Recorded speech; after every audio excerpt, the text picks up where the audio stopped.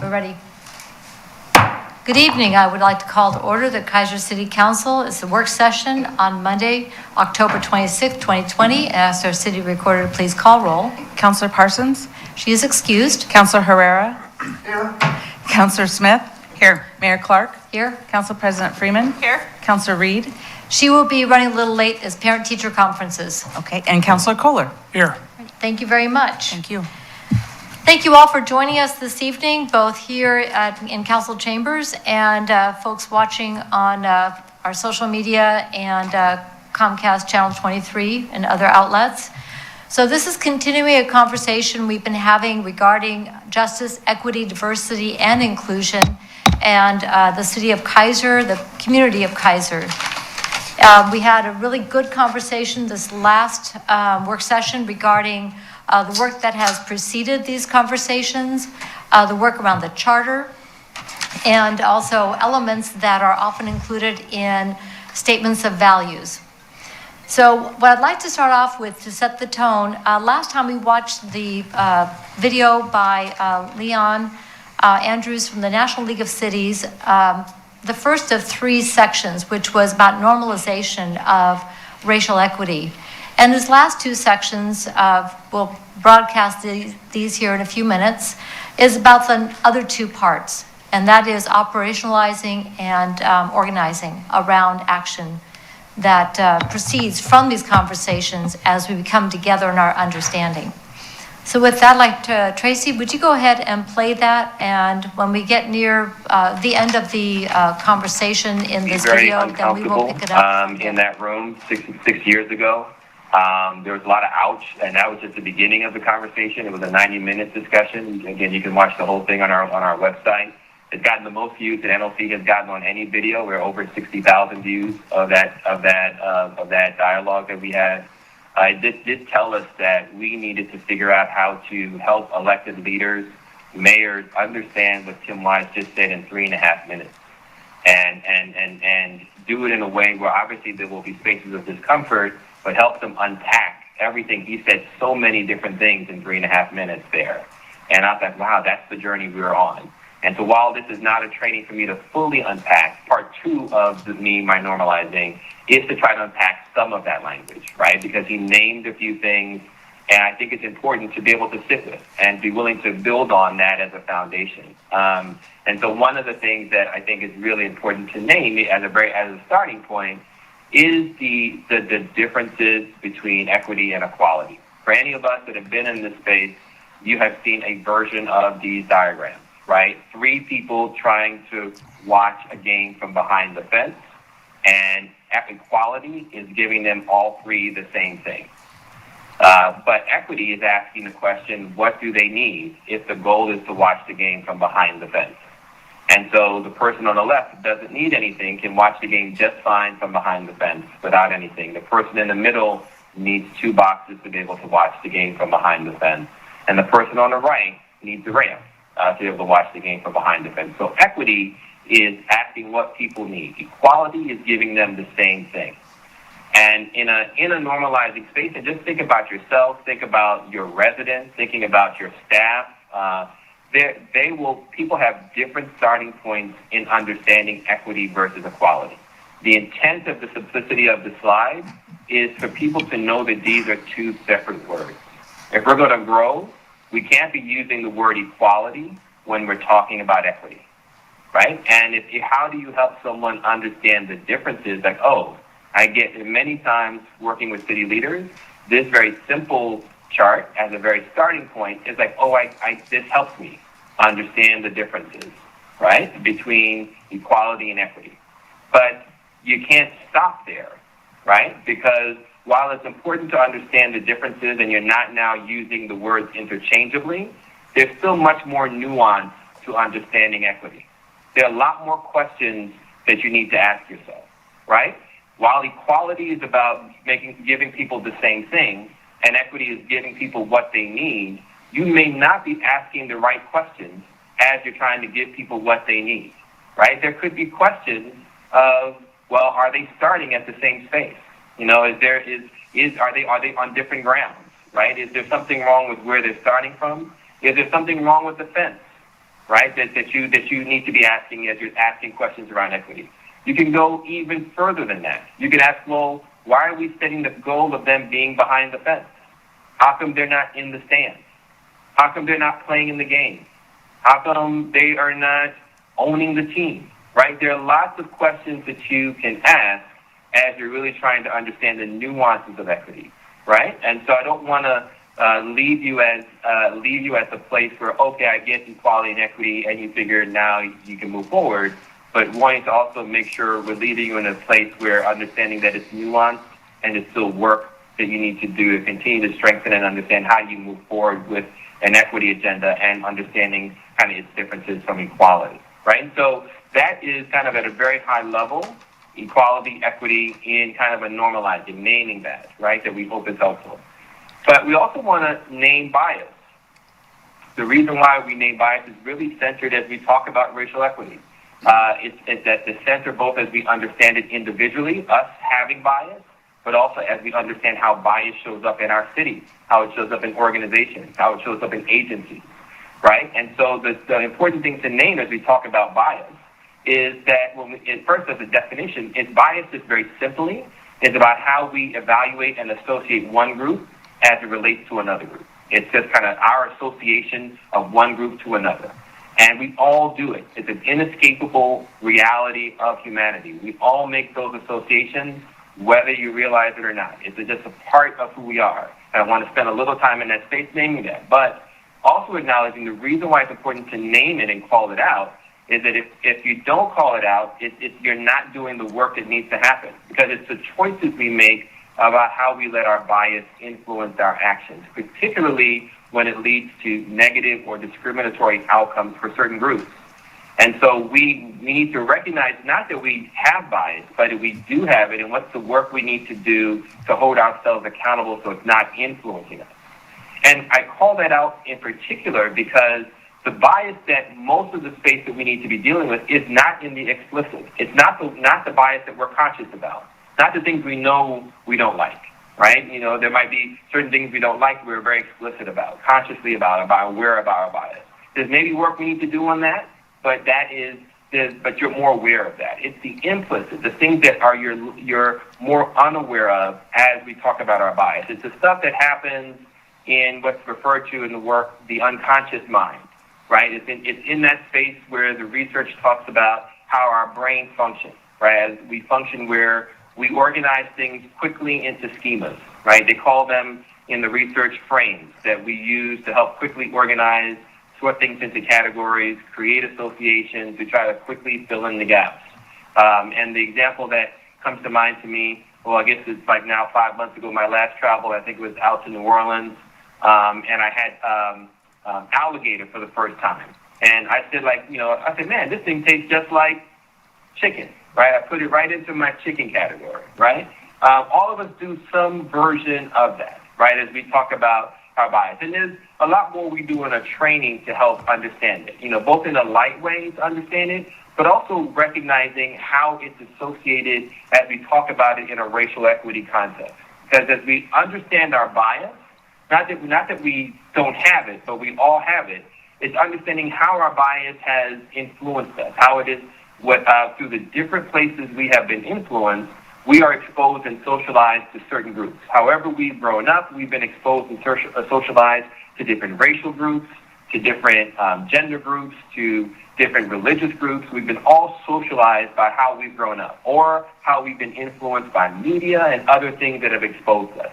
It's just a reality that you can't avoid. It's how we all have lived in this space. Everyone lives across the world. It's a human trait. Now, the challenge in the bias is that exposure to those groups and how then we pair that association unconsciously to characteristics, particularly those characteristics that don't necessarily align with the reality of that group, right? And specifically as we talk about racial equity and in the backdrop of what we're seeing is that direct implicit association that we have built in this country, we know from the research, between blacks, African Americans, and criminal activity. It's an association that has happened. We break it down a lot more further in understanding it. But it's important to name, if you're going to do this work, how it shows up in our practices and in our decision making. And so wanted to bring that into the room, hopefully in a way that kind of names that through this very short video. So I'm going to play this clip.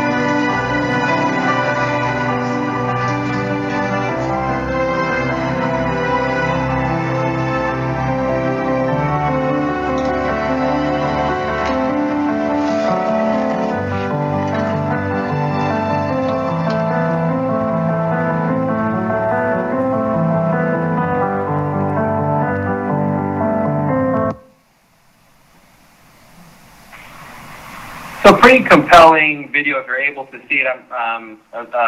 There's a lot that we could talk about. And again, this is not a training, so we would usually in our training, even in our virtual trainings that we do now, create spaces for some conversation and dialogue. But there's a lot of what did you pick up that you saw. The video is called The Look, sponsored by one of our partners, Procter & Gamble, but they have, they're putting out a lot of these messaging. And there was a lot of different looks that were playing out. As we talk about bias, in the space of understanding bias and its connection to racial equity. And so I named that because that's a really important, again, just bringing that into the space of normalizing. There's work you need to do to normalize the conversation there. Our inability to talk about it, again, the late Maya Angelou, we'll find ourselves coming back to this problem 5, 10, 50 years from now. So what's the work that needs to happen?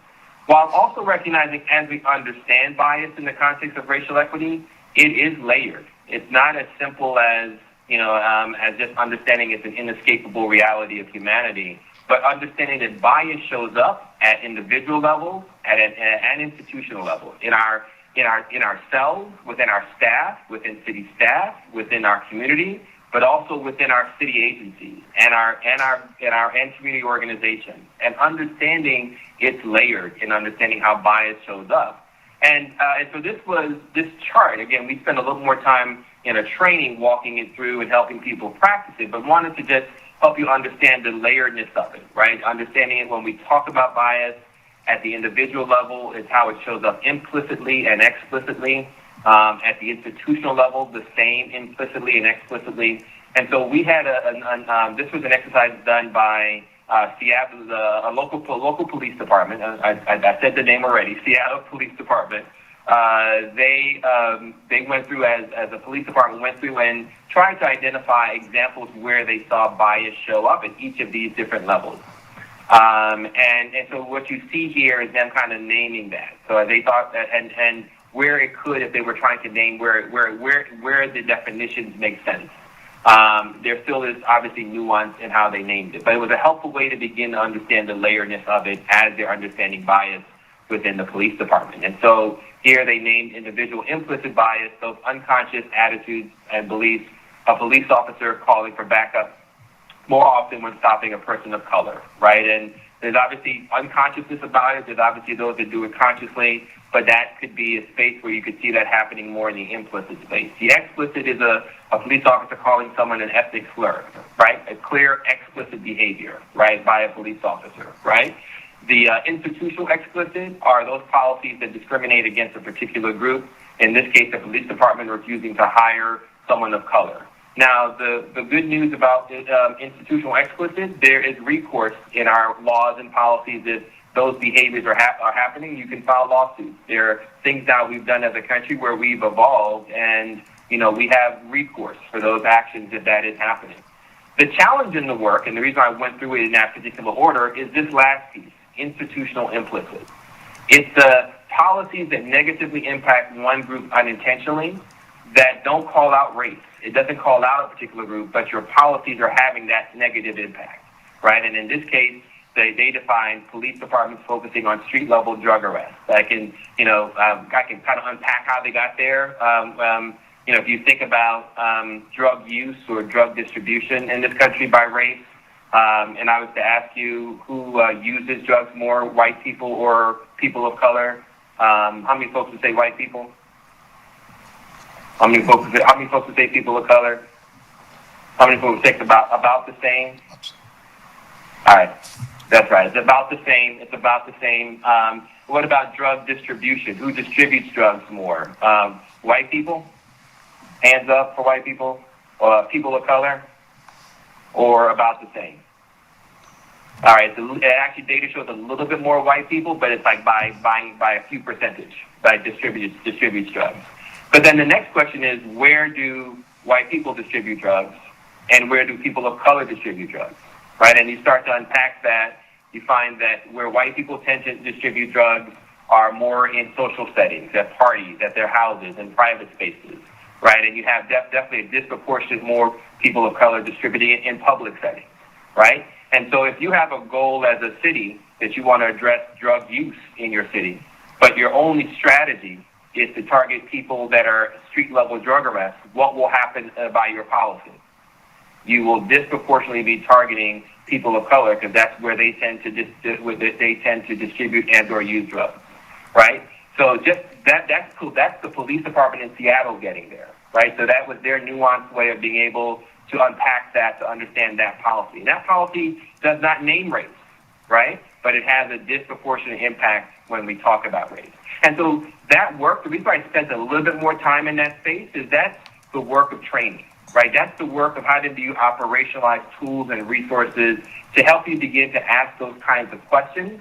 While the drug piece might be simple, and it may not be, depending on how you process it, there are a lot more nuances to policies to be able to unpack the disproportionate impact of your policies, practices, and procedures. So I wanted to name that. Again, this is not a training, but I feel like I want to name a few things for you in this space as you're trying to understand it. And so the reason why I spent a little more time on bias is to understand as we talk about racial equity, bias is a really important aspect to understand in the context of this work. And particularly not to get to a space where you're not saying, well, I'm going to suppress and deny I have bias, because we know by doing that, that only increases or exacerbates inequities.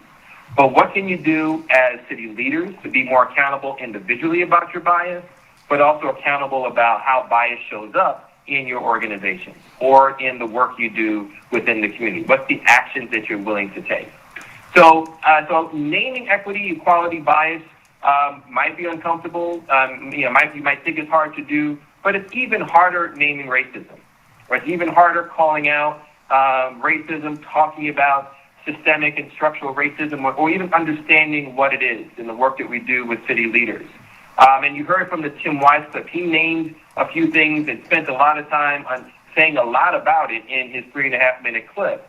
And what I wanted to be able to do is just at least provide some context to what we mean when we say racism. There's a lot more we do here in understanding it, but I want to acknowledge or build on what Tim said, because typically when people hear about racism, they tend to think about the individual act.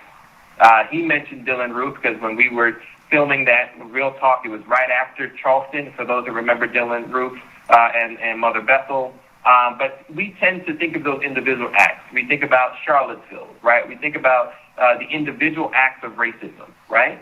And what the work we do is not just understanding individual acts, first understanding individual acts in a larger system of racism, but understanding most importantly institutional and structural racism. And when you hear those terms, institutional and structural racism, I want to be able to just provide as much clear as possible the definition of what that means. Institutional racism means that there are policies, practices, procedures in this country that have been created that have benefited white people over communities of color. Whether it was intentional, sometimes it was intentional, or unintentional or inadvertently. That has happened in our institutions within government. Whether we are talking about our educational system, our transportation system, our housing system, there are policies that have existed. Some intentionally, some not intentionally. That's when you hear institutional racism is what is being articulated in some version. Again, people have different ranges of understanding that. Now, when you hear the term structural racism, it's acknowledging that those policies, practices, procedures that have benefited white people over communities of color has not just existed in one institution. It has existed in all of our institutions in government. It's existed across government. It was designed that way. And so structural racism is acknowledging all of our institutions have this problem, right? And so individual is one institution, structural is multiple institutions. And so I know I've said a whole lot, and that may be a lot to sit with. And so while this is, again, not a training, what I'd like to be able to do, at least bring some of that into the room to hopefully provide more context. And so this is a short clip from a documentary called The House We Live In. It's a 3-part series. I'm playing a short clip of part 3 of that series that I feel does a really good job of bringing into the room a better understanding of institutional and structural racism.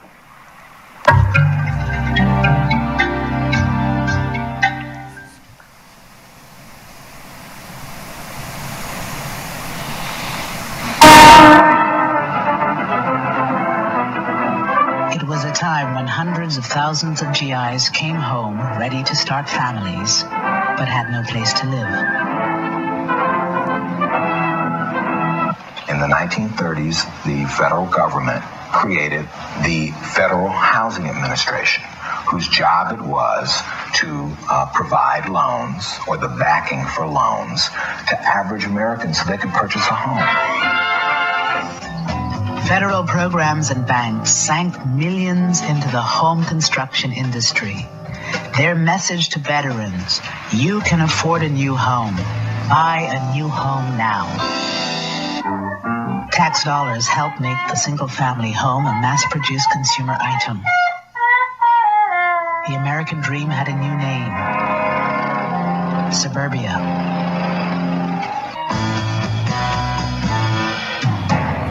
We came to Levittown and we found the model house, and we walked in and we looked around, and of course, in the eyes of a young man who was raised in the ghetto, so to speak, it was an interesting experience, interesting lifestyle, seeing all the new modern conveniences, very fascinating.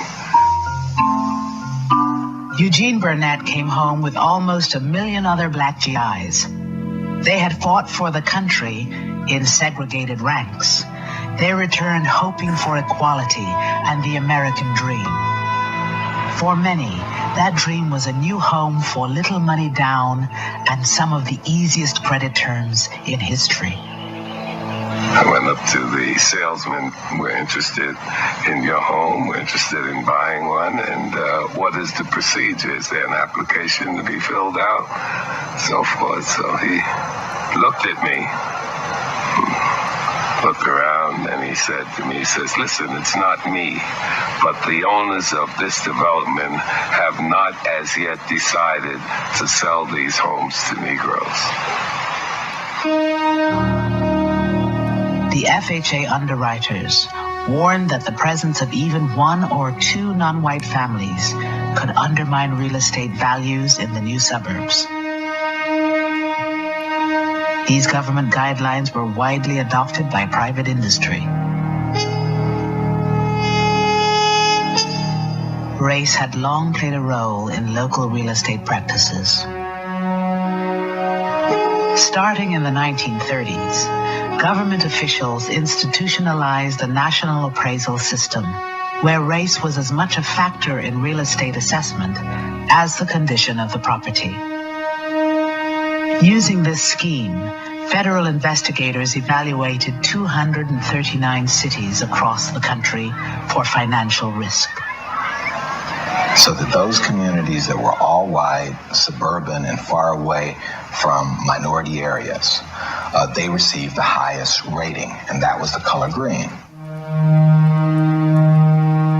Those communities that were all minority or in the process of changing, they got the lowest rating, and the color red. They were redlined. As a consequence, most of the mortgages went to suburbanizing America, and it suburbanized it racially. As homes in white communities appreciated in value, the net worth of these white families grew. For most non-white families who stayed in urban neighborhoods, the housing market open to them in the 50s and 60s was largely a rental market. You don't gain equity by paying rent. Where one's family lives in America is not just a matter of taste and preference. You have the issue of housing and wealth. The majority of Americans hold most of their wealth in the form of home equity. So that's their nest egg. That's how they can finance the education of their offspring. That's how they can sort of save up for retirement. It's their savings bank, right? They're living in their savings bank. My family, like a lot of families, was in Detroit struggling to buy a house. You had a dual housing market, one white, one black. A housing market with one with a lot of demand, another housing market with very little demand. My father lives in the house that I grew up in. The house today, 5-bedroom house, is worth about $20,000. That same house bought in the suburbs would be worth today about $320,000. So whites moving to the suburb were being subsidized in the accumulation of wealth, while blacks were being divested. And these were public policy decisions in which, on one hand, people were given access to property, given title, and subsequently wealth. And on another hand, where people were not given access to property, did not generate wealth, and did not generate the kind of opportunity for the next generation.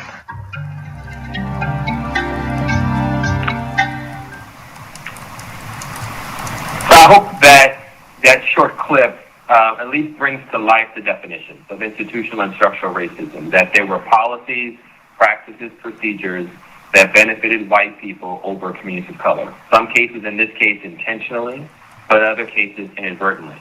And that's really important to hold. I cannot begin to tell you, doing this work for the last 6 years, how much of a light bulb it is for local leaders to understand that, right? Understand, well, that, so many have heard of redlining, but you ask them, they go deeper, they didn't realize what role government played, they didn't really understand the implications of redlining in their communities, the intentionality of how neighborhoods ended up the way they ended up, or even understanding redlining as we think about where we are today.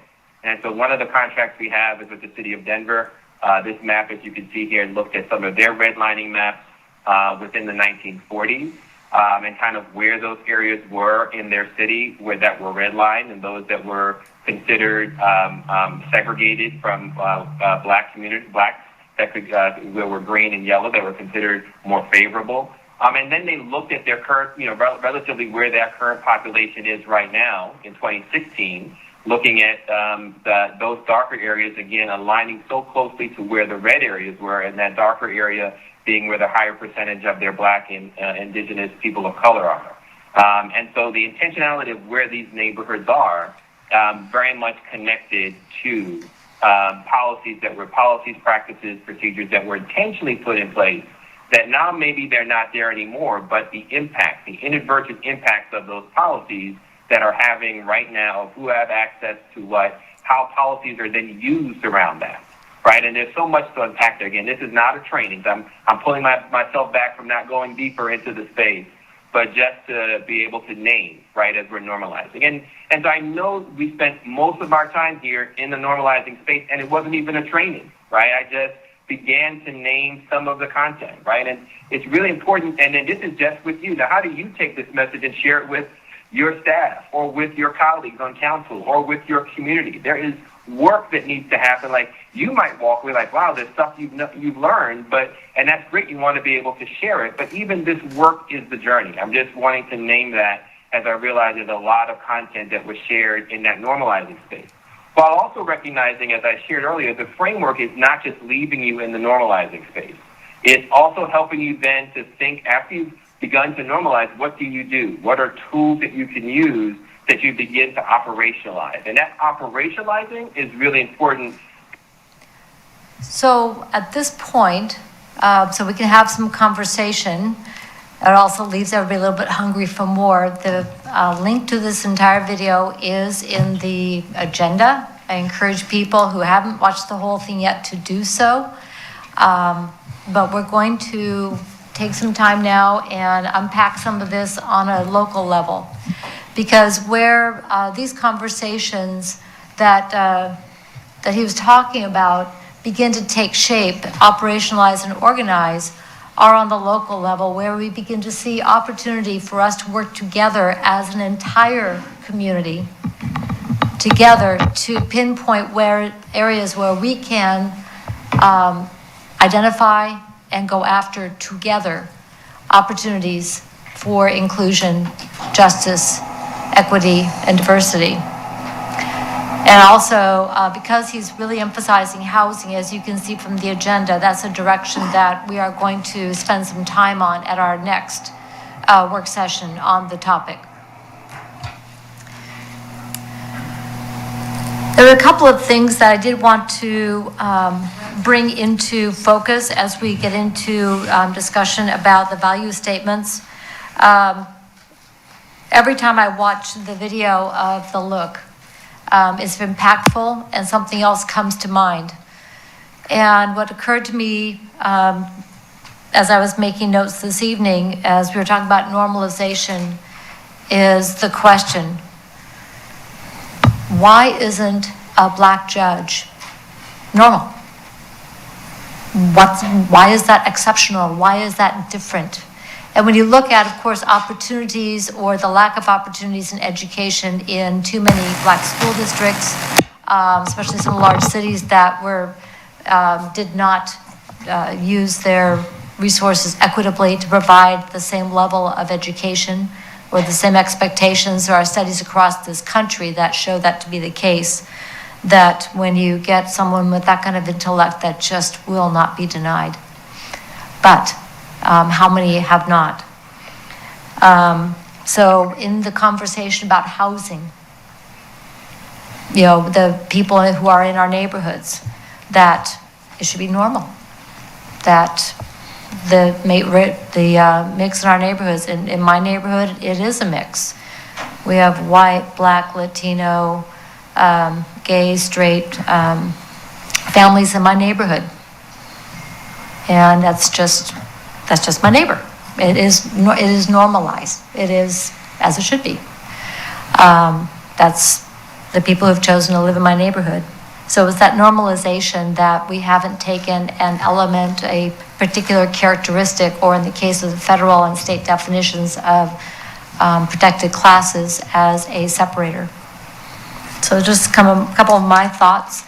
Council, I'm going to go to you, just some reflections on what you heard tonight, and especially as we've had the opportunity to think about things since our last council work session. And then we'll start talking through some of the elements that we drew from the last work session on a value statement. Who would like to start? I'm not going to make you go in order. Okay, I am. Councilor Smith. I'm going to pick on you a little bit because the whole redlining thing sends you into orbit because of the work you do.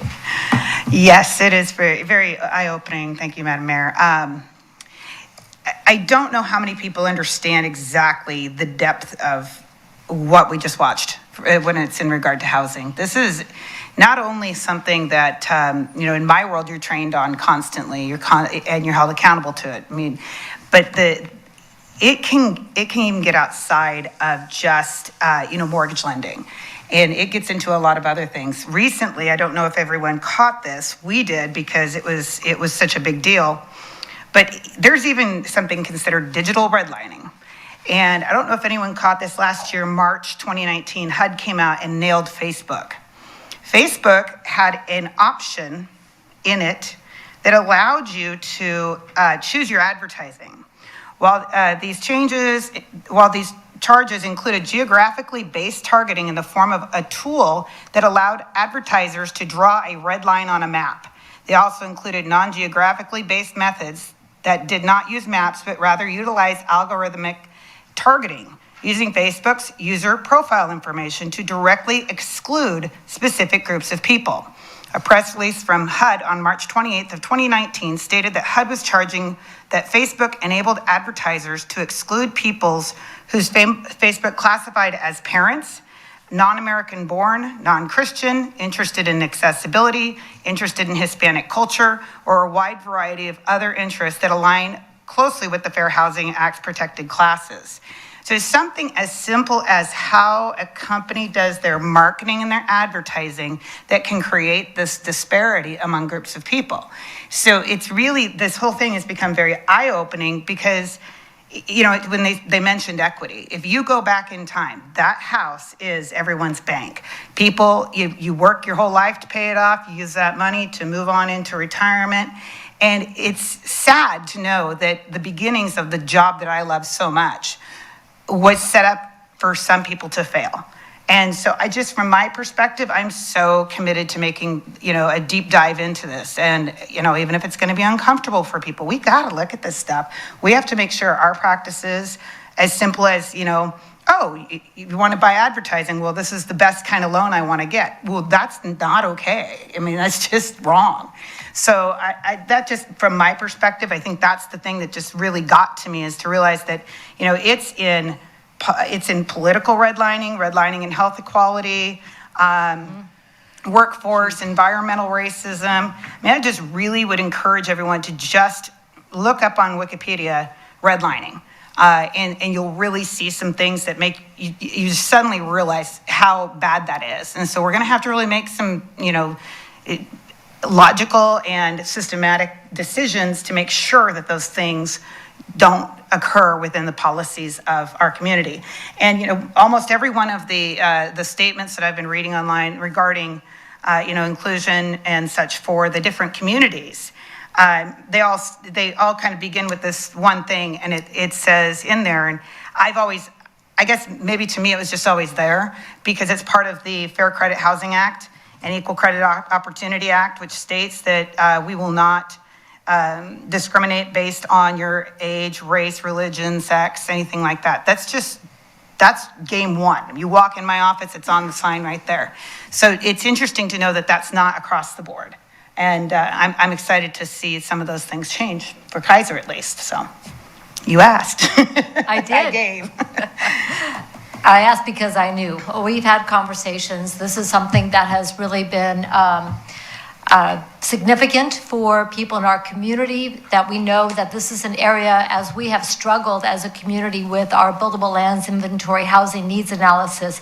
How do we do home for people in a way that's inclusive? Because I'll tell you what, the housing needs analysis that we were given based on DLCD guidelines, for me, didn't get there. And so that's why this is going to be a topic on November 30th, so we can start to take that deeper dive into what does this look like. And we may not have all the answers, but we can start diving in to lead the way to find them. If nothing else, for Keizer. Anyone else? Councilor Reed. Thank you, Madam Mayor. I'm not on. There we go. Okay, so it's really interesting, again, just from our various professional perspectives on the council. Of course, I see the education piece of this, and as a teacher, my whole philosophy on life is that public education is everybody's way out of poverty, out of difficult situations. However, having said that, I realize that, you know, based on that equity fence, which we also had in some training that we've had, is that people need a lot of help to be able to get to the point where they can take advantages of those opportunities in an equitable way. And so, different programs like AVID, a lot of things like the LAC scholarships and so forth. These are programs that not only the community but the school are working on building up in order to ameliorate some of this inequality and make sure that people, inequity, I guess is a better word for that. So having said that, we have to be able to help our kids get over those hurdles for the next generation, to be able to get into jobs that pay well in order for them to be able to afford housing and take their place in the free market world that we live in. And yet, I also realize that as a city, our impact on that is, I'm going to say limited, different. I guess the perspective is different. So from what I'm seeing as far as what we can do as a city to promote diversity, equity, and inclusion, first of all, I think we need some kind of better communication as to what we are doing. This is not a new conversation. We've all had various equity training in our various professions, and we've brought those to the table, and it comes up in various discussions. This is not, a new thing. However, we are focusing this into a to-do list at this point, and I think that is what's critical. So the communication of what we're doing, I think, is really important to get out there to the various communities to be able to understand. And I think that's a big part of what we're doing in these work sessions right now, is coming to understand the naming. And, Leon said that over and over again, the naming, which leads to understanding. So I think that is in order. We've talked about the local improvement districts and looking at some of the ways that we can do differently. Looking at our own codes and regulations and so forth, and assuring that there is no biased language in those. We did just finish the city charter is now on the ballot to get that biased language eliminated. But who knows what else may lurk in the in the depths of those the codes and resolutions and so forth. And I have no idea how to even go about that, but I think that's part of the conversation. Just making sure that we eliminate the biased language, because the biased language leads to biased actions, and that is what we want to be able to eliminate. And then we've also talked about hiring practices that are value-based more than sort of minimum requirement base, and that is part of this the action that we can do as well. So, as important it is to be able to understand inequity and how it affects our society, how it affects our city, we need to be able to focus on what we can do about this. And so that's what I'm really hoping to come out of these work sessions, is something meaningful. And so those are some of my thoughts. Thank you very much. Councilor Herrera. Thank you, Madam Mayor. Councilor Reed said something that I kept thinking over and over, and it's opportunity. Historically, I hear people say that, I just saw my LA hat on TV there. I hear people say, well, there's no applicants of color, but, my father was a historian, sort of, and he's told me about how fire departments, police departments, different entities, they didn't give opportunity. I mean, it was always the father handing down to the son, all down the way. And in organizations, you see people of color that can't get to the top because they're cut off somewhere in the middle by the bosses who are always. So I guess the key is opportunity. And then they wonder why there's no applicants. Well, they weren't given a chance. I think it begins with, first of all, with a statement, city making a statement of inclusivity, which we are still talking about, and hopefully we'll get this done. I hope it begins with that, a strong statement saying that everybody's welcome, and making the statement and backing it up with something tangible, like practicing it. I mean, within or without the organization. And it's hard because when you're a small organization, you're trying to help.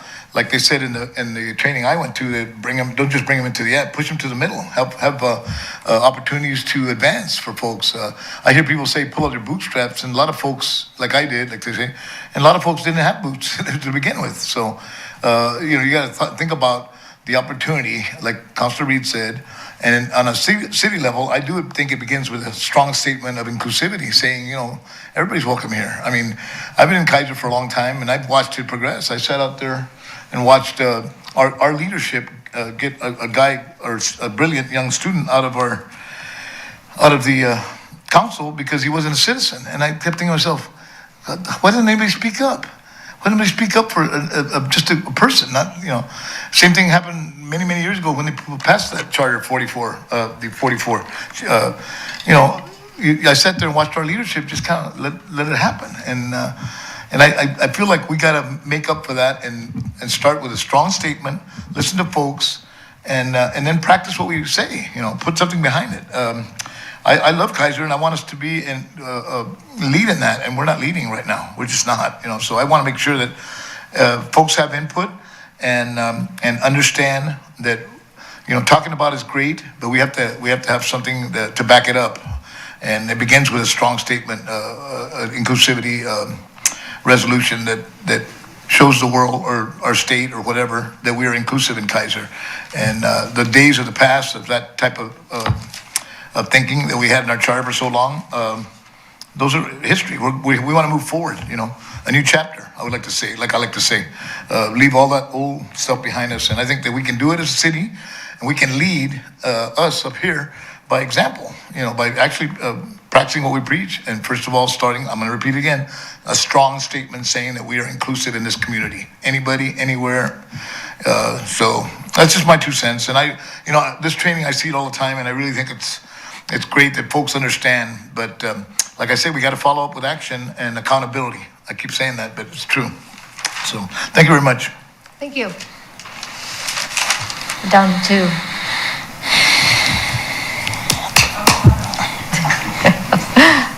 Council President Freeman. Thank you, Madam Mayor. I think Council Crowell is going to back clean up. He's thinking over there. I'm not really sure where to begin. I was writing some things as everyone was speaking. You can watch that video several times and get something new out of it every time you watch it. So it's just, I guess that's always interesting. It's kind of like watching the movie over and over. You figure out something that you didn't see the first time.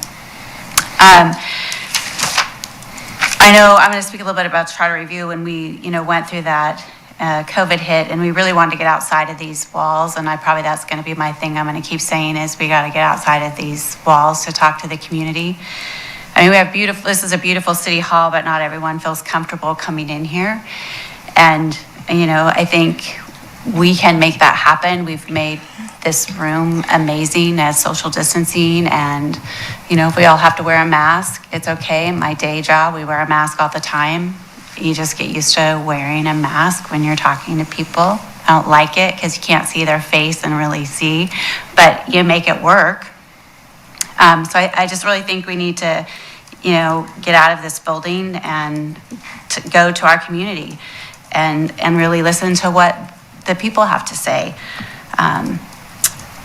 I also want to see what other programs that the city can partner with other governmental agencies and other nonprofits. We're a city that doesn't necessarily have programmatic resources right now, which is fine, but there's other partners that we can partner with to make sure that we're, getting our funds out like we're doing with the COVID money. We're partnering with some great nonprofits in our community, and we can continue to do that.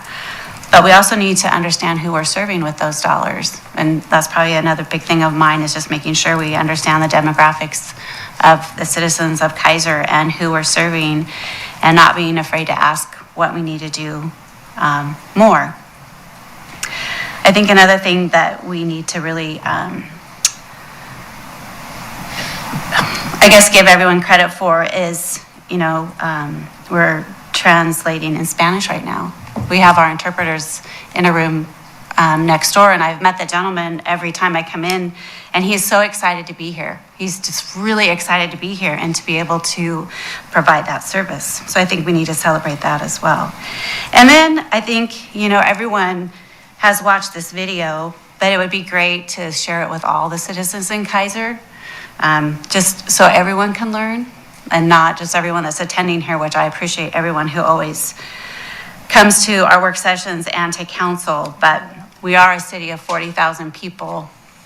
And the more that we can share this information out, it's just going to help us with the statement that we come up with, through our policy building, through demonstrating it, but it's going to take us helping everyone understand the history, the housing impacts, what words, matter to people, what words not to say, but to be able to have courageous conversations and know that it's going to be, as Councilor Smith said, a really tough conversation to have, but we all respect each other, and that's the best thing about Keizer is we do respect each other and can move to come up with some great policies and a statement.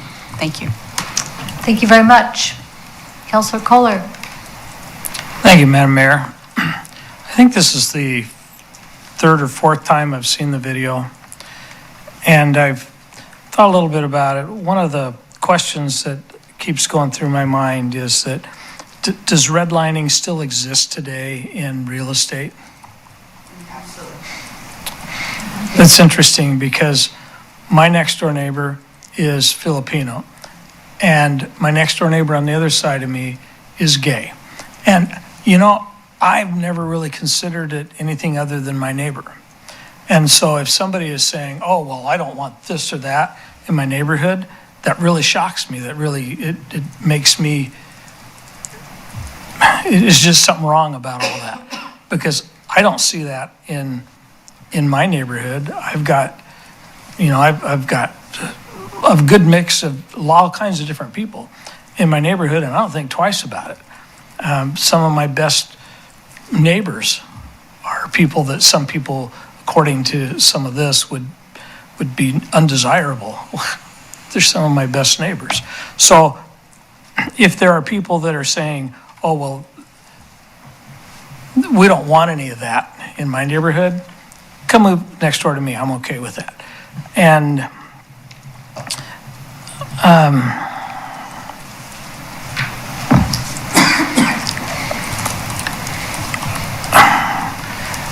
I hesitate a little bit here, so I don't want to get in too much trouble. But I had several different phone calls asking about the Charter Review Committee and how that went and what should they vote yes on that or not. And so I explained to them what it's all about and what we're doing.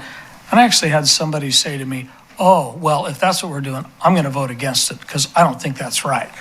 And I'm just shocked because I've never felt that way. And there are some people that really do feel that way, and I'm sorry, and that doesn't seem, it's just wrong to me that somebody would say, well, I don't like this person because they have orange hair, or I don't like this person because they have certain eye color.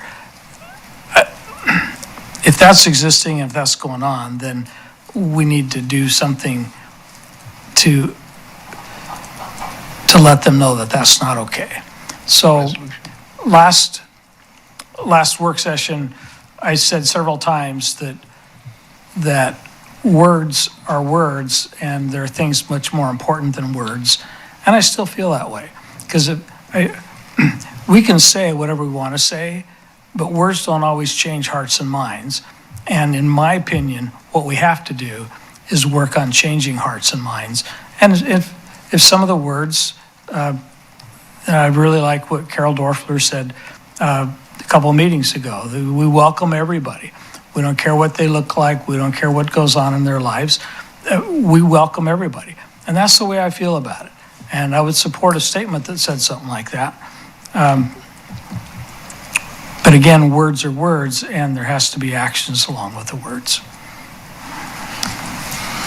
Well, I think we've heard that loud and clear in every effort that this city has undertaken, is that action follows well thought out words. Words can go on a piece of paper, but unless we understand the thought behind them and that spurs on to the next steps, they are just ink on a page. That was something that was extremely important during the homeless initiative, was that we didn't generate another 10-year plan to end homelessness that ended up, really pretty, nice binding with nice graphics on the front and on a shelf. That was not acceptable to anybody in the group. As a result, the action plan that resulted from that is continuing to move forward and bring results and save lives.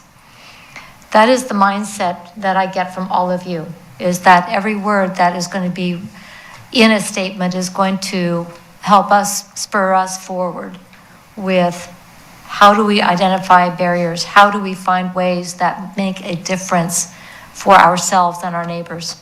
Councilor. Thank you, Madam Mayor. What I really don't want to see is that on? Okay. What I really don't want to see is somebody taking this all wrong and saying, oh, well, this is what we have to do then. We have to do blah, blah, blah. I've recently been reading a book called Saints No Unhallowed Hand, and it's about the members of the Church of Jesus Christ of Latter-day Saints that came from Illinois and from Missouri, and the struggles that they had, how they were harassed, how they were expelled, exterminated from those states. And then as they traveled across the plains and settled in the Salt Lake Valley, some of the challenges and still some of the persecution that they felt there. I want to always love my neighbor. I really don't care what they look like. I heard somebody earlier say, well, I was looking at a roster of stuff and I just wanted to find my people. And that really bothered me. What do you mean find your people? As far as I'm concerned, everybody that lives in Keizer are my people. I think that's a very good segue into the next part of our agenda, which is a draft. I'm going to say this was a draft of a value statement. After our last work session, where I had listed out different elements that are very common to inclusion, diversity, equity statements, either proclamations or resolutions, I found that in our conversation, every single line, had been filled by all of us in the room with what we had said and reflected upon. And it's with that in mind that this draft is before you for your consideration. It is very simple, it is very straightforward, and I'm going to lead off with the last statement because the therefore did come from what Carol Dorfler said. And everybody resonated with, yes, let's keep it simple, let's keep it straightforward, let's make it clear that Keizer has taken action and commits to continuing to take action to be a city that welcomes every person of every color and every gender, and then I took the liberty of adding, and every mobility/ability. ADA is something that's very, very dear to my heart. And I wanted to lead off with the end first, that has captured so much of what I've heard from our counselors, from people in the community, that we want that statement to shine, that this is who Keizer is. All y'all. English is a little limited in not having a really good third-person plural. The South figured it out with all y'all. Absolutely. So with deference to our English teacher here, until we create a good third-person plural, it's going to be all y'all. I support that, yes. All right. We have concurrence from our English teacher. That is you, fellow human being, along this journey of life. Glad to be able to do this with you. Madam Mayor? Councilor Herrera. Thank you. Thanks for recognizing me. I just wanted to tell you, we've all looked at several templates of other cities' resolutions. Isn't there any, I even submitted one, but wasn't there any, isn't there any of those that you like or that you think we could use as a model or start with something? Because they all pretty much say the same thing about welcoming anybody into our community, they have different phrases, and we can tweak it to what we want. But I saw a lot of good stuff in those templates that we looked at. Other cities, Lake Oswego, and then I read the Eugene one and Beaverton. And does anybody here, Counselor, do you guys like any of them, or can we, use one of them as a model or tweak it to a Keizer? I think I'd like to take to that next step, and actually put one together. Well, that's kind what of we're what this looking draft at, is. isn't it? So you have one? Yeah, it's in the packet. That was the template, wasn't it? In the one that was in this packet. Yeah, because I didn't get no input on that one, or I don't know. Did everybody else? That's why this is draft. So I took the elements from our conversation at the Okay. last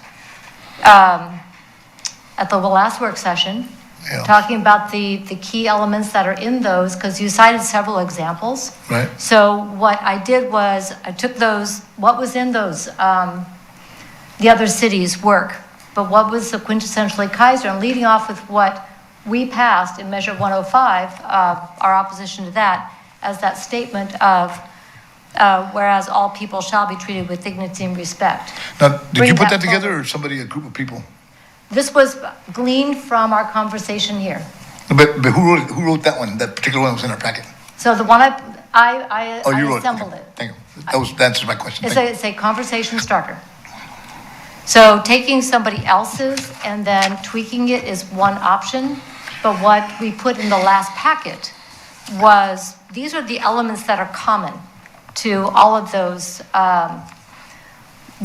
resolutions, statements, et cetera. So rather than try to take someone else's words and edit them for us, we took the concepts that were in there and began filling them in. But the one that was unique to Keizer was the line that began Resolution R 2018-2912, that all people shall be treated with dignity and respect. And I feel that that's important to lead off with what we, the City Council, has already passed in that statement. The second one that is in every single one is a restatement of the federal and state definitions of protected classes. Every single one of them has that.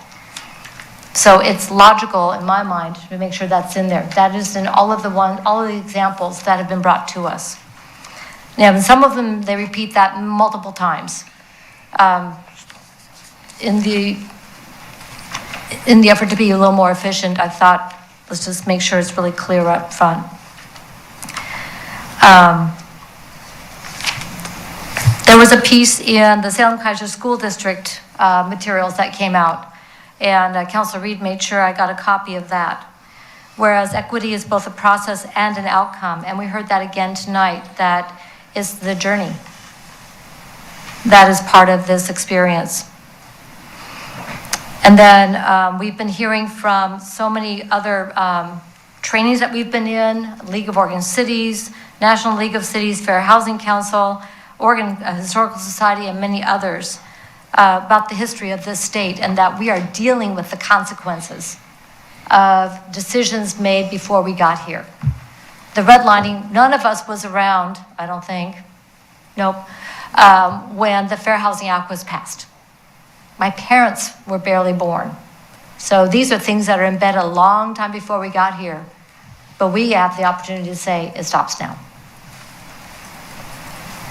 So with that, like I said, this is a conversation starter. If there's an element missing, if there is something that needs to be added or strengthened, this is that opportunity to suggest language that we could include. And then we can bring this either as a proclamation or a resolution. We understand the difference. For the viewing audience, a proclamation is symbolic. And you'll often hear me, I'm going to do another one for Small Business Saturday. These are symbolic. They represent a value of the community, something that we want to proclaim or encourage, but it does not have the force of law or of regulation. A resolution, however, has a lot more oomph behind it. And I'm going to pick on our city attorney. Can you help with a much more informed definition of what a resolution is in our world versus maybe what people think of as New Year's resolutions, which are things that come on the first and go on the second? Sure. So a resolution, we use a resolution in the city of Keizer. Some cities do use resolutions and orders differently. An ordinance, just for reference, is regulation or laws, is permanent. Resolutions typically can be anything as simple as authorizing the city manager to sign a contract, to adopting policies. In this particular instance, a resolution, as you indicated, Madam Mayor, would have more force than a proclamation. For the main reason, of course, is that's formally voted on by the entire council. A proclamation is just the mayor's individual act, typically. It depends on the actual wording of the resolution as to the force and intent of it, of course. So. Thank you. Are there any questions on those differences? I want to make sure that got on the record for people to hear. Councilor Kohler? Thank you, Madam Mayor. I wonder if, in regards to Chief Teague, if that would really make any difference to the police department, or if there's any enforcement that would make any difference one way or the other.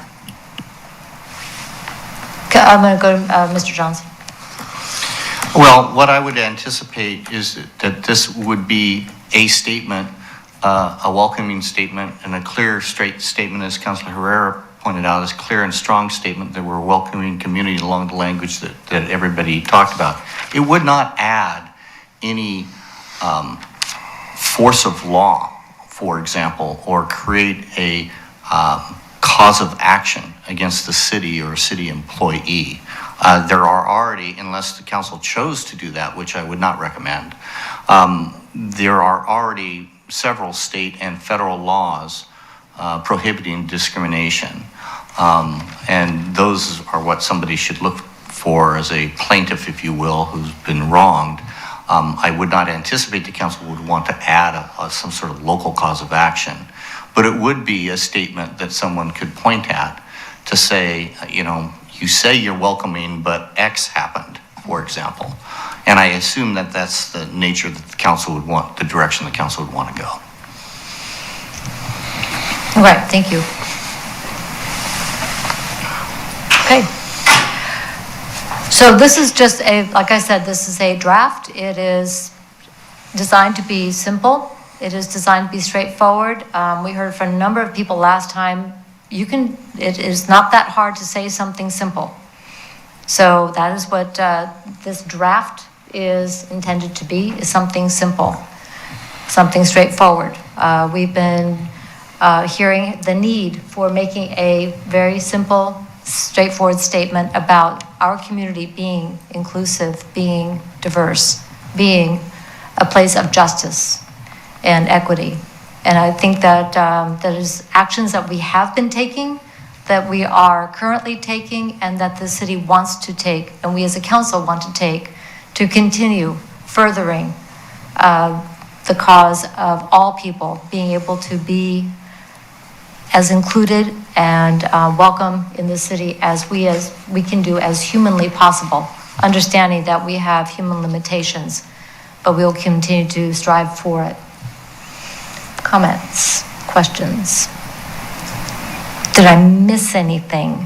Are there words that you feel are not going to work well? Councilor Smith. Thank you, Madam Mayor.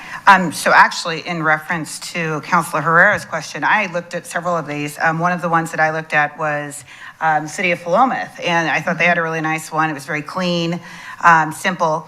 I think all the ones that I researched, though, were like a committee, similar to the charter review, similar to the process. It wasn't just that quick, hey, we're making a welcoming statement today, which is what we've been asked to do, is to do something and do something now. So I just want to make sure I understand which way we're actually wanting to go here. Are we wanting to do something like we did with charter review, which goes through the process and we bring in volunteers and we involve the community and we have those conversations so that everyone has a chance to have the input on this? Or are we just looking for, just like, again, the charter review, they have these different committees that were started. So I just want to make sure we're hearing what, the people that have been here and asking us to do this, that we're actually getting and making sure we're understanding what the request is.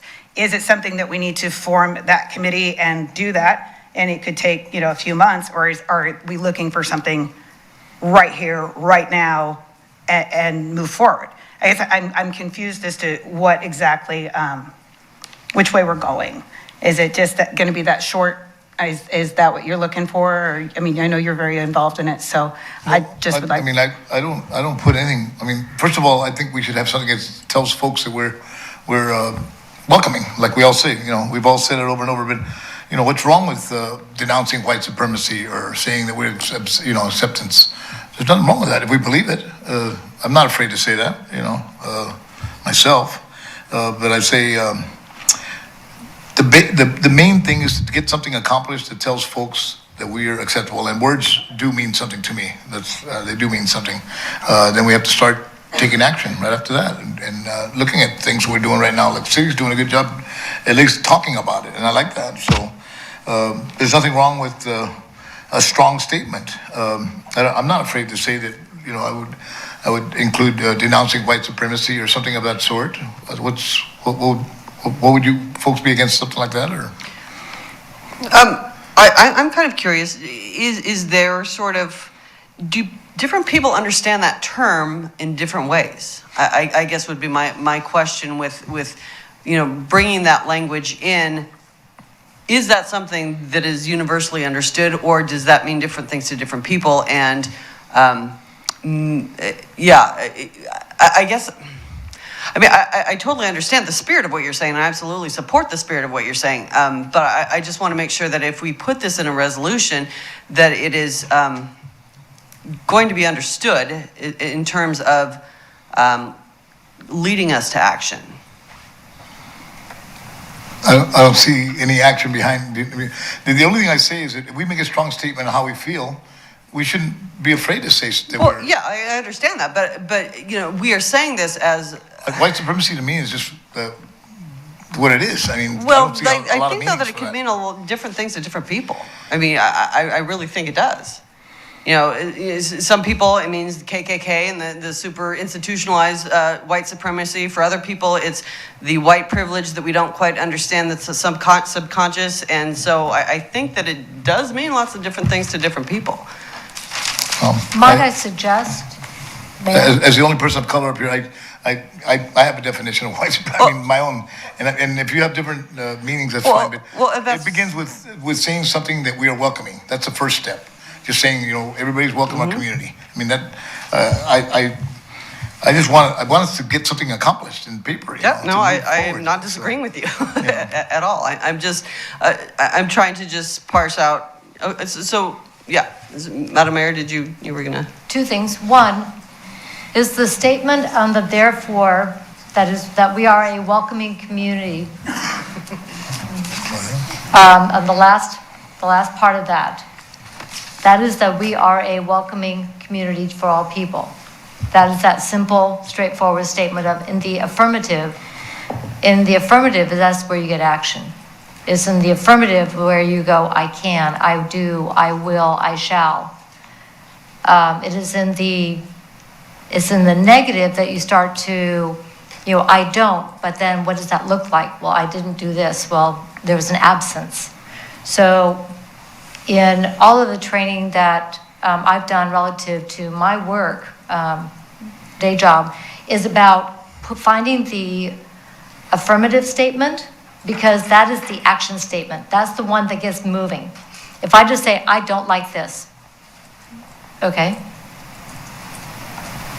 that's nice. I do like, or I want to work for, or I am aspiring to this. That is a propelling statement. That is moving us towards something. So in my brain, that's why I tried to go to the affirming action positive statement that says, this is my goal, this is my objective, this is my aspiration to work toward, and then I get motivated to work toward that and find a way to get there individually and collectively. To your point, Councilor Herrera, I would take that a step farther, that this is a community that is welcoming And we also do not normalize, accept, or Condone. condone individuals or groups that would force their opinions, views, or whatever upon other people through violence, intimidation, and bullying. Based on hate. On any, whatever the motivation is. They could absolutely love chocolate eclairs, but if they're going to force it on people, that's not okay. So I'm trying to make the point that the action of bullying, intimidation, and or any sort of violence, either physical, emotional, or spiritual, is not acceptable. But I'd rather than limit it to one group, because we, as Councilor Kohler was talking about, we have religious, harassment and intimidation and persecution that has happened over time. Racial, clearly, especially in the state of Oregon, we have a spectacular history of that, as I've learned, especially over the last few years. This is not my native state, so it's really been shocking to me as I've learned. And ability as well. Ability, absolutely. ADA, the shocking disparity in providing services and recognizing the gifts and talents of people with different abilities. But anybody, any group, forcing that on anybody else, that is something I find offensive. I don't care what label you put on it, what group label you put on it, but to limit it to say white supremacy, those who would say that my race, my organization is superior to everybody else's and must take second place.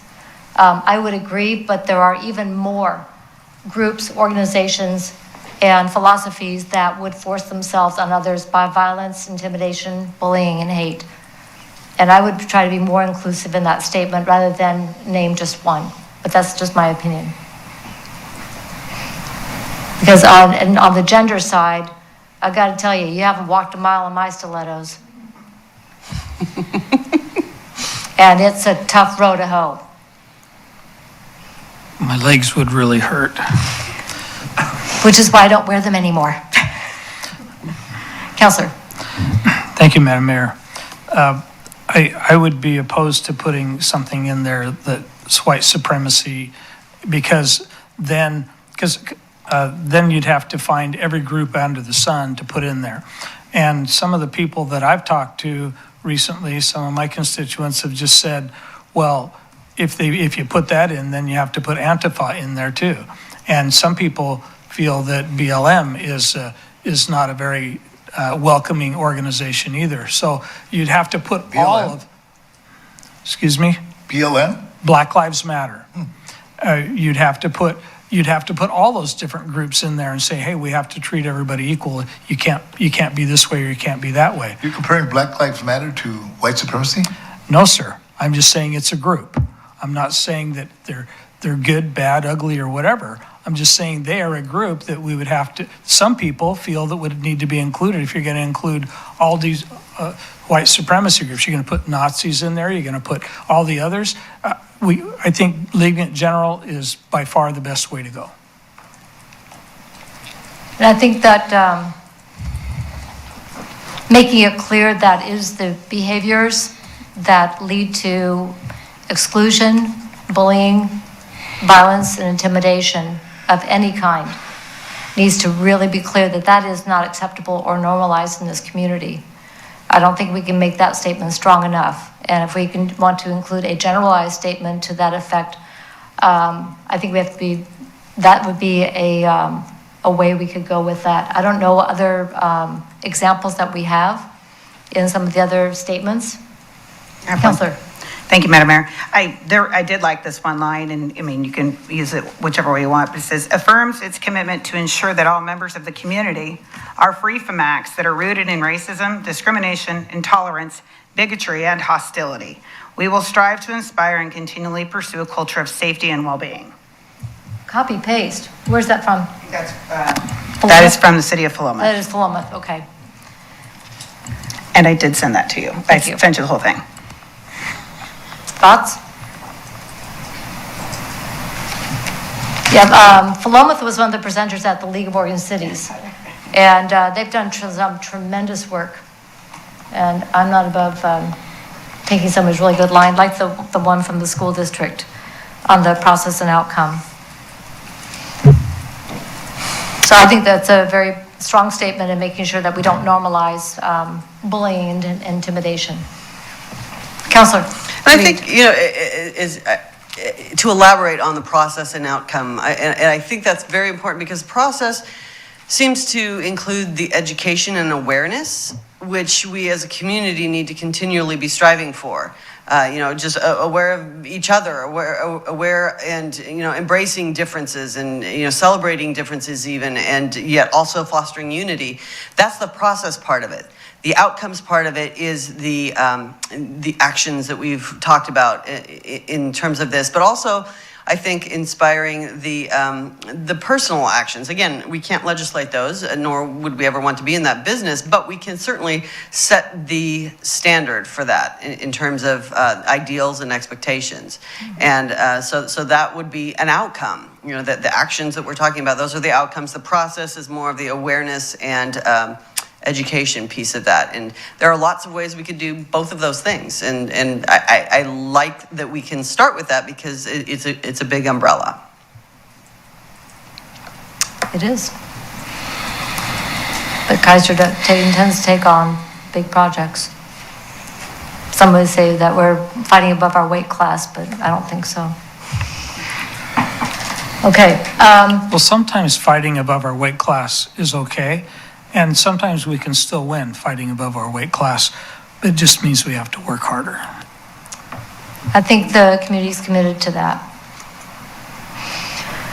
So with that addition, I think that's a very powerful statement of the expectation in this community that we will, as part of treating one another with dignity and respect, that bullying, harassment, and other individual and group activities that would engage in such behaviors is not what we consider, what we will, that we do not find those acceptable in this community.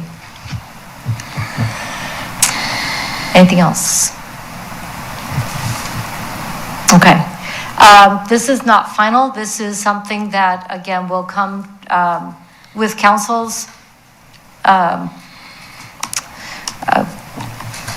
concurrence or agreeability, that this with the additional statement will come as a draft to City Council for consideration in a council session.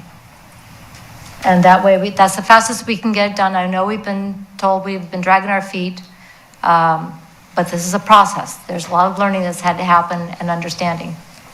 And I think this has been a great opportunity to understand what we're taking, what we're continuing to make progress on. The other one is that it was interesting early, several months ago, once we sent the charter to the ballot, I seemed to have an attitude of, okay, that's done. Moving on. It's like, whoa, it still has to pass. So I'm not counting those chickens yet because they haven't hatched. But they're getting real close. They're starting to peck their way out of the shell. So hopefully we'll get the votes in. This is my own personal thing. Each of us individually and the entire council has endorsed the new home rule charter. Every single candidate for council endorsed the home rule charter, and the Keizer Chamber of Commerce endorsed the new home rule charter. So in case anybody was wondering. But we can't count that one yet until November 4th. It's coming. All right.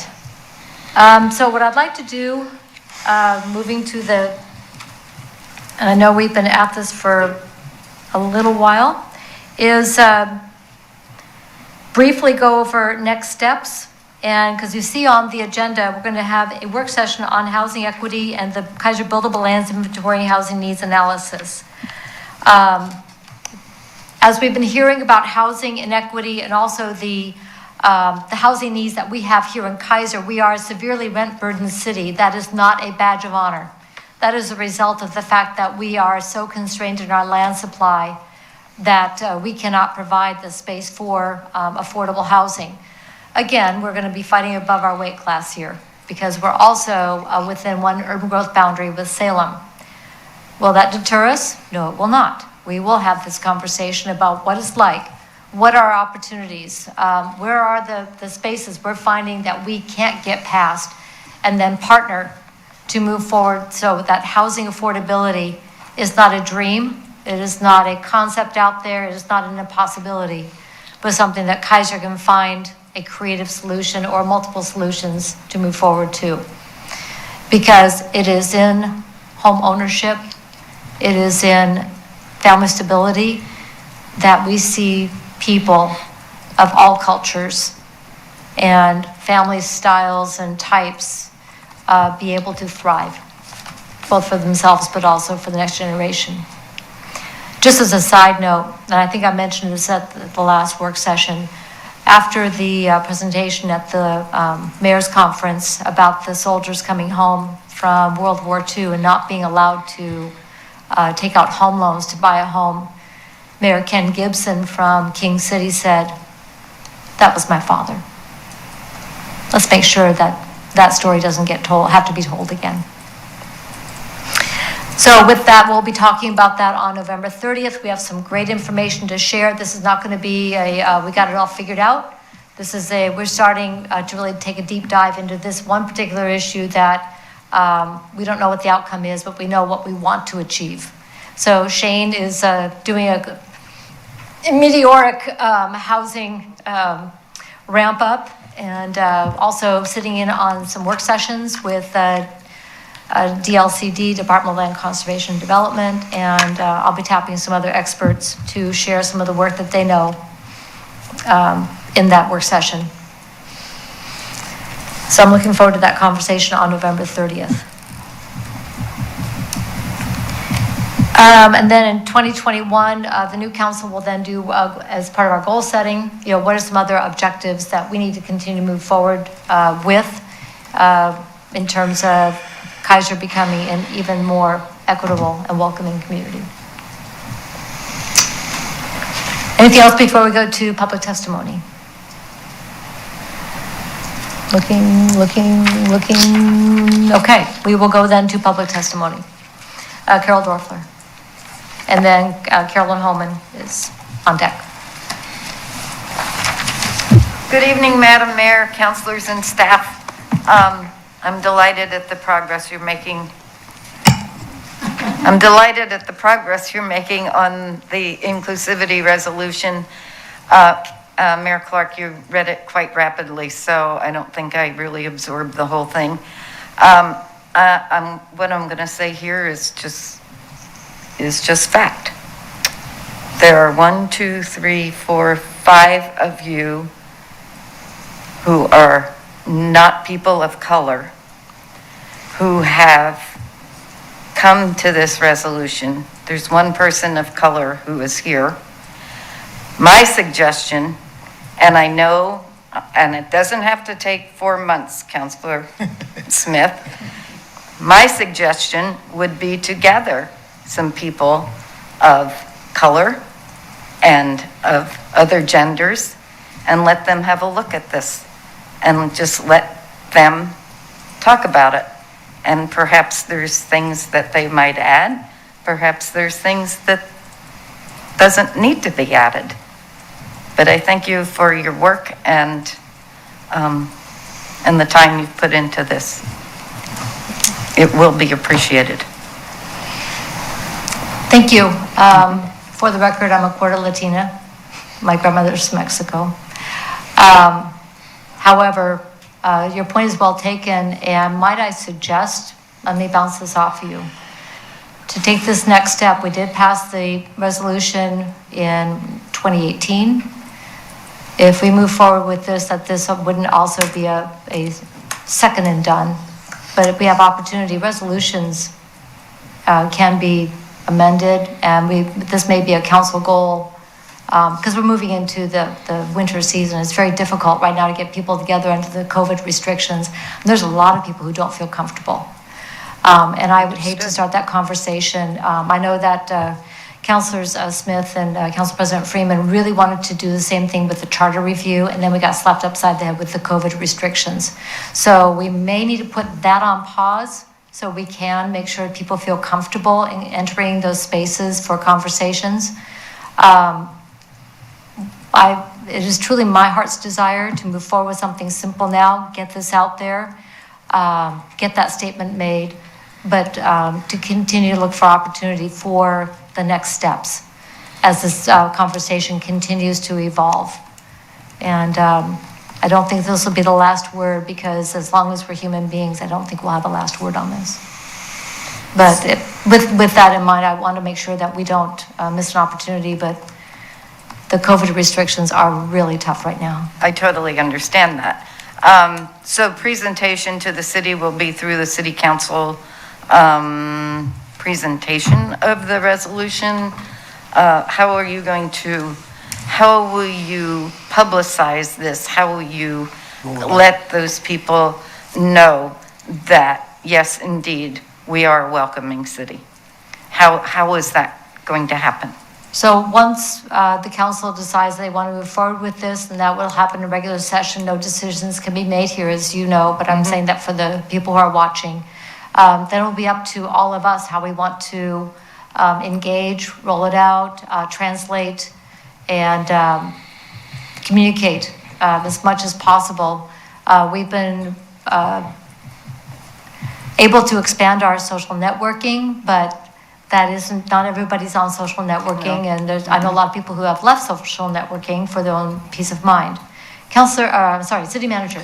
So we can also put a flyer in our water bills, so we could physically push it out there. The disadvantage of that is that you have to recognize you're going to miss most of the apartments. So, and that's a lot of folks. That's Would a lot that of be folks. in Spanish also? Certainly. Yeah. So that's another opportunity for us to push it out into the community physically. And we might be able, thinking of the apartment complexes, if we could do something working with apartment managers to allow us to put up a poster in the laundry room, because that's where everybody goes. Things like that. I mean, seriously, we all remember the days that we lived in apartments. Everybody goes to the laundry room. Laundromats is another source. Yeah, where we could be able to do that kind of outreach. So thank you for that brainstorming. I love it. Thank you. Madam Mayor. Councilor Reed. And I'm thinking too, we each have, connections from various people. I'm thinking Miguel Camarena at McNary. I can run this by him, and Pastor Dominguez and some other key community leaders. We can also do some outreach with those people as well. Yeah, our faith community, I think, would be a tremendous opportunity also for outreach. Council President Freeman. Thank you, Madam Mayor. I think Councilor Smith and I probably have the same thought maybe, but the Charter Review Committee was instrumental in the work that they did for the Charter Review, and it was a very diverse group of individuals on that committee. I'd like to make sure that they have the opportunity to look at this as well. I think it's not necessarily getting it out into the community, but I think some of the ideas shared tonight here, we can, lack of better words, push it out to the community. But I know the Charter Review Committee did extensive work and has some amazing thoughts that I would really like their eyes on it. To back up what Carol said, is just to get some other thoughts of other members in our community. I love it. Councilor Kohler. Thank you, Madam Mayor. We still have all the email addresses and everything. All the charter review members, right? So let's just push that out to them and get their opinion. Love it. Councilor Smith. Thank you, Madam Mayor. I actually, again, doing the LOC training, I noticed a lot of the cities that have taken this on actually formed a committee, and the charter review is completed. And I just thought it was really cool, some of the things that they did where they formatted an actual committee who then hosted events and did recognition months and, actually that's what they did, was to figure out how as a community we could celebrate more things and do those. So, I mean, I think it'd be really neat if we just went ahead and we've got the brainchild now, per se, we've got the idea. Maybe we get those people, we create that committee, and then they do the footwork, because it's not going to go away. Charter review is start and end once the thing was completed, but I'm sure there would be a great opportunity for many citizens to get involved and to come up with different ideas of how we can implement this, because it is going to be an ever-evolving, ongoing education for our entire towns. So I just think that would be something that would be a great next step. Love it. Thank you. And again, as we move to face future, whatever post-COVID looks like, those are some of the parameters that we're going to be facing. But we have found ways to do things that are important to us, even under COVID restrictions. And with that determination, I have no doubt that we will come up with ways to do that. Thank you. All right, thank you. Carolyn Holman, come on down. God, brainstorming. Oops. Thank you, Carolyn Holman Keizer. Thank you for the work you've done on this.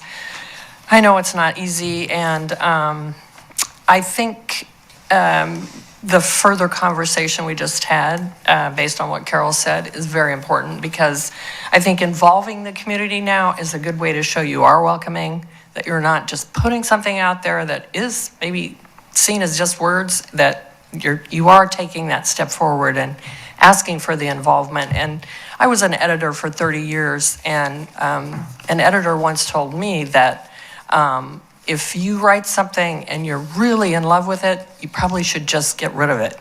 It's a tough process, but sometimes if you do put it out there, you get a lot of affirmation back, and it can be improved from a group effort. And it's hard, it's really hard, because people will make changes, and you have to be ready for that, but it's worth it. So again, I appreciate all the work you've done so far, and I think if you see it as an evolving start, that's great. So thank you again. Thank you. Sounds good. Anybody else? I don't have anybody else signed up. I think we've got time for maybe one or two more people. Colleen. Take this off. When you get up there, yes.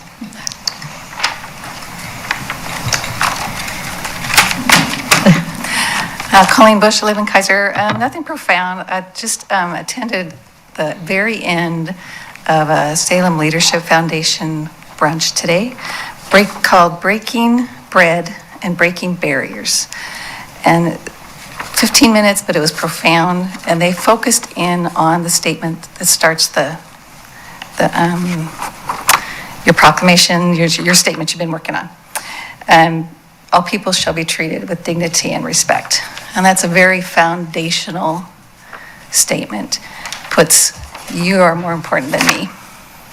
And I'm going to treat you very respectfully. I think about you before I think about me. And I want to help you to reach your goals and to be the most healthiest person you can be. And that's all. Thank you. I saw that event, and I'm so glad you got to participate. I was in a meeting and couldn't, so thank you for sharing that. That's all. Anyone else? Yes, Councilor? May I add something to that? Colleen, I attended that also, and I have to say, Sheriff, I made you sheriff. Chief did a good job, basically in the history of law enforcement, or some of the background, and I thought it was very interesting, and I really I learned something again today. That had a good panel and a good discussion, and that's exactly what the topic was: to treat people with dignity and respect. That's the key, and I appreciate your knowledge on that, your research you did, and all the history. That was very interesting. I wish you could do. In fact, I made a note that I want to hear that speech one more time with our group. So But thank you very much for that. That was very interesting. Did you guys participate in any of that today? I wasn't able to. I was only going to be there for a few minutes because I had two Zooms at the same time, and I ended up being so intrigued and listening to all the comments. It was very informative and well done, I thought. So thanks, Chief. That's it. All right, very good. So next steps will be our work session will be part 3 on November 30th, and we'll be focusing on housing equity and opportunity, and some of the history of from the Fair Housing Council in Oregon. Will be some background information. Shane will bring us what he's learning. I'll tap some other experts to talk about kind of where we're at, and then what some opportunities or at least some issues that we can start to address in terms of housing equity in Keizer. Foundational for being a welcoming community. For the resolution / statements, what was in the draft tonight with the addition from the Philomath statement will go out to the Charter Review Committee, and if there are other interested parties that you want this pushed out to, but we'll have to have a deadline for comments back to be able to collate them into, if we have to do another work session on it, we will do another work session before we bring it to council. So we'll not be ready for the next agenda if we're going to take this additional step, but it sounds like that is a prudent thing to do. All right. Anything else for the good of the order? Madam Mayor. Council President Freeman. So just looking at calendars and having enough comment time, and I'm not putting anyone on the spot, but our next meeting is November 2nd. Too soon, I get that. November 9th is a work session. Our next meeting is November 16th. Pretty quick turnaround time for comments unless, you know, we get it out this week and we allow till November 6th for comments, review it, and then either come back and have something on the November 16th. I know that's really tight turnaround, but I just think to help all of us, are we looking in November or are we looking in like the first meeting in December? Thoughts? I mean, just thoughts for process. Especially with 5 Mondays, so it would be a pretty big gap in between November 16th and getting into December. And again, we've been criticized for not moving very quickly on this. However, if we're going to get input and try to get on to the November 16th, we would need to have a lot of it put in place.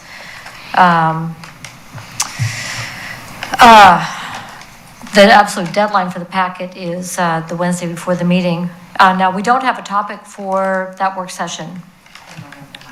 November 9th, we do not. So what we could do is ask for input by then, so we could do some, concentrate on that, or is that too fast? That's what I need to know from people. I think that sounds reasonable. So are you thinking having a work session on the 9th to talk about all the comments that we received? Right, to bring it together, sort it out, sift it out. Again, if we make this extremely lengthy and involved, we're going to end up back where we started. And one of the big pushes has been, and I absolutely agree, keep it simple, sweetie. Because that is what's going to communicate the most positive and action-oriented statement. Councilor Smith. Thank you, Madam Mayor. So I'm assuming you work with Mr. Johnson writing that up. How quickly could it go out to the Charter Review Committee? Could it get out this week, like full-on format? So yeah, absolutely. Because what you see in the draft here, we'll add the one piece from Philomath and send it out. I think the key was that you said in there that this can be evolving, you know, that we can add it and do, you know, version 1.2 and so forth. Right. So if we want to get this done, because again, you know, the timelines and get into the holidays, we start to have a lot of events and things too, so. We hope. I'd like this to, year. well, again, never We don't know mind what that's COVID. going to look like. So maybe if we could have it like ready to go to be voted on by the following, after the 9th then? Is that what you're thinking, or by the? this version, and then, again, as we get into the 21-22 biennium, what do those next steps look like? Is there another statement that needs to be made? Are we going to amend? Are there additional steps we need to take in terms of a resolution, or are we getting enough traction from the one we have to propel us forward? I think that's going to continue to be part of that evolving process as we as a community continue to take action that is moving us forward. Councilor Reed. I think it would be helpful as we do send this out to have a list of those kinds of questions that elicit that input. Because if we just say, "What do you think?" We're not going to get a whole lot of meaningful feedback. But if we have those open-ended questions that say, "Okay, what do you think about this? What do you think about this? What do you think about this?" And then leave room for another, obviously. But I think that asking those questions is going to get us better input. Would you get with me on helping write those? Absolutely. So as the teacher who knows how to bring the best out of her students, one of whom was one of my daughters. So. All right. Excellent. Councilor Kohler. Thank you, Madam Mayor. One of the things that we talked about a little bit tonight, I just wanted to make sure, for the record, I unequivocally denounce any white supremacy and any group that thrives in hate and promotes hate and intimidation. So I don't care who they are. That's the way I feel about it. I would absolutely concur. Thank you. It's absolutely right. So, Madam Mayor. Council President Freeman. With receiving public comment and input, will we be able to share that via the screen? So people in the audience, people at home, people on social media will be able to see all of the comments received. And I'm not trying to create extra work, so I apologize. But I think it's just really important to be able to share people's comments so everyone can see those. I mean, we can see them, and if you're, choose to come into our audience, you would see them. And I know we post our packet online, but I like it. So again, we don't have, we have members in this community who are not tech savvy. They watch us on Channel 23, and I just think we need to look at all modes of communication to ensure that we're reaching all of our population that we're serving. So we'll have it prepared where it can pop up on the screen. I'll work with Tracy on that. That's a good idea. Make sure that the statements are up there, and then what we can do is kind of work through sorting the feedback that we get, especially if it groups into the questions that we ask, that people kind of address. We should be able to do a sort and see if there's some language that would be helpful. Okay, good ideas. That's why there's, 6 of us tonight. Marlene's thinking of us. Okay, anything else? All right, I think we have a plan to go forward. And everybody have a safe and Halloween weekend coming up. And the time is 7:52. We are adjourned.